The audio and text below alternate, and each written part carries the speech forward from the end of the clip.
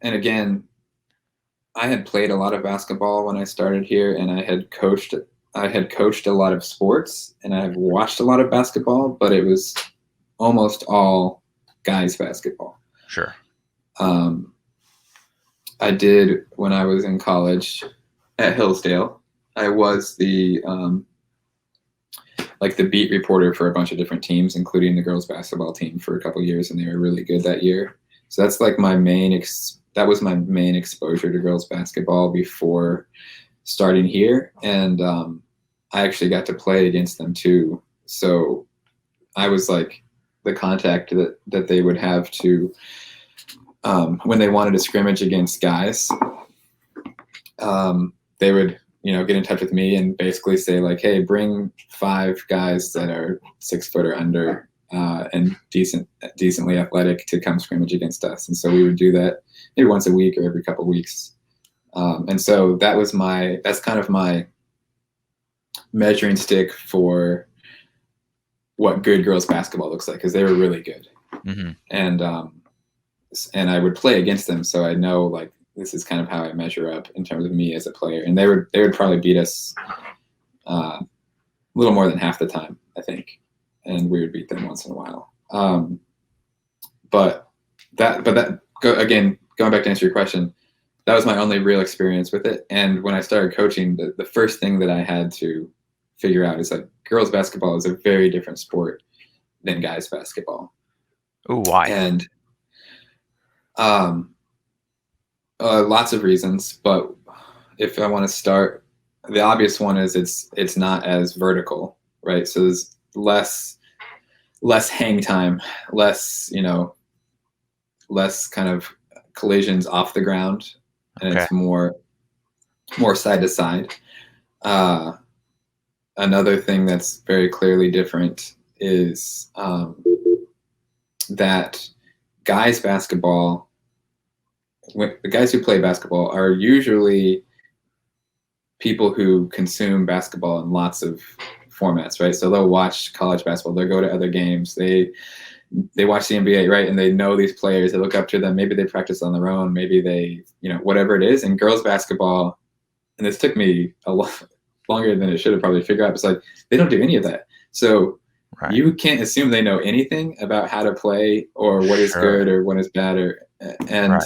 So it's like the built-in IQ of starting the game, or just being a big fan, just isn't there a lot of the time. Yeah. So it's like things that I would assume, coming into a guy's team, I'd be like, everyone knows this, right? But what the key is, I don't.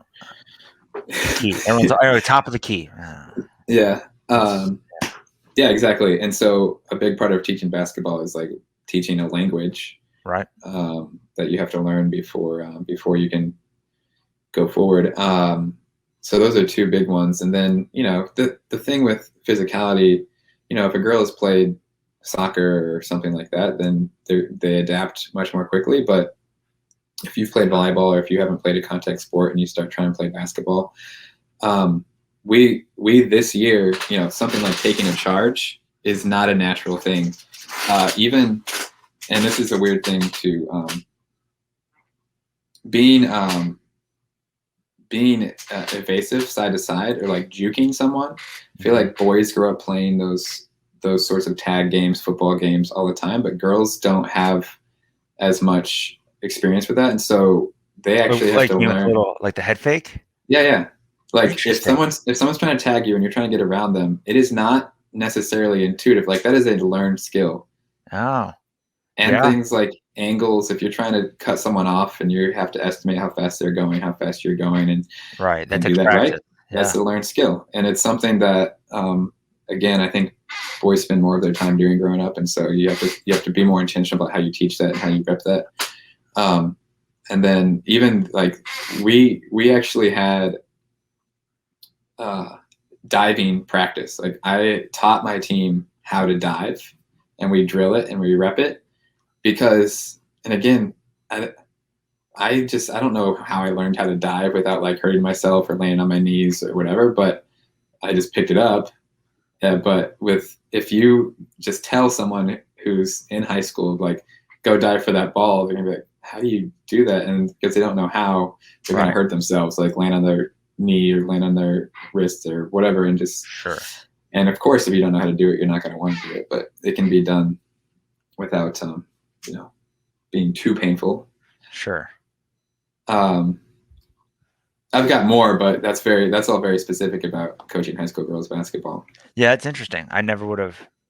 Those are all ones I never would have guessed. Of like, yeah, but it makes sense. Like they just don't have practice with it. They don't know it that well. It's not, you know, yeah. And also, like dudes are brought up on sports oftentimes. Like, what are you gonna do with your dad? You're gonna watch sports. Like that's just how it goes. Like it's ingrained in you. Like I don't know. That's why we have like Monday morning quarterbacks. Like that's why like I never played football in my life, but I got opinions on that's another schemes. Like that's how it goes. That's another reason why I love coaching, honestly, is because it's kind of not controversial. Whereas a lot of topics or things that even with my job in education, you know, how you teach or what you teach or all of that can get really heavy and really political really fast. And so coaching is so nice just to be able to throw yourself fully into and be like, this is best. Now there's still controversy or discussions there, but it's not as like trigger happy.